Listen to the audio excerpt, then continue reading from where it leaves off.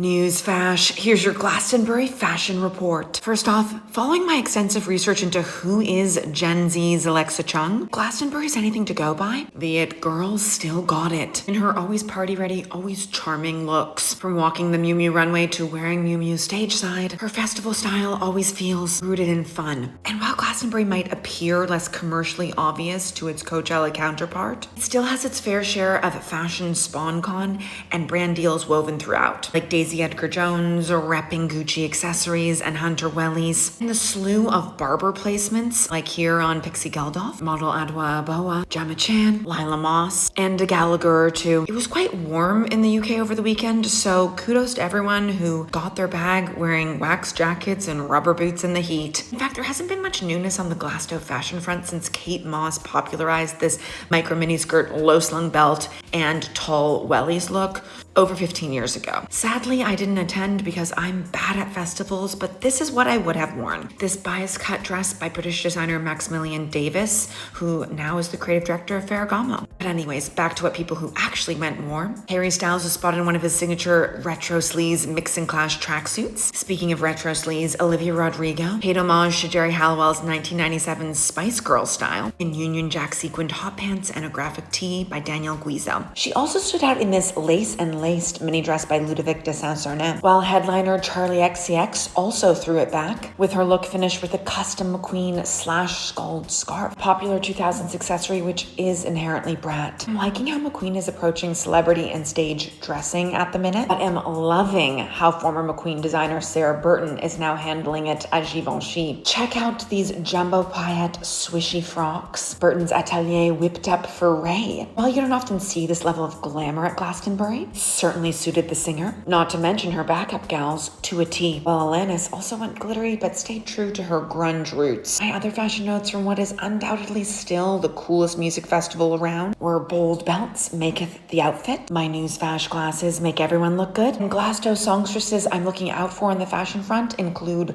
Lola Young, who's really not so messy at all, and C-Matt, a delightful Irish country singer who I think needs a Simone Rocha moment. Gabriette, whose fiance Maddie Healy is the frontman of the 1975, who were one of the headliners of Glastonbury. She really has come into her own as this rock star girlfriend. I don't mean that in a diminishing way. I mean that in a legendary way. She always looks great. She's like the modern day equivalent of a Rolling Stone girlfriend. Overall, there's just this ease and undoneness to Glastonbury style, which I think now more than ever is something we crave. But what did you think? That wraps your news fash. I'm Moshe Lundstrom. Be sure to stick with me to stay up to date on all things fashion.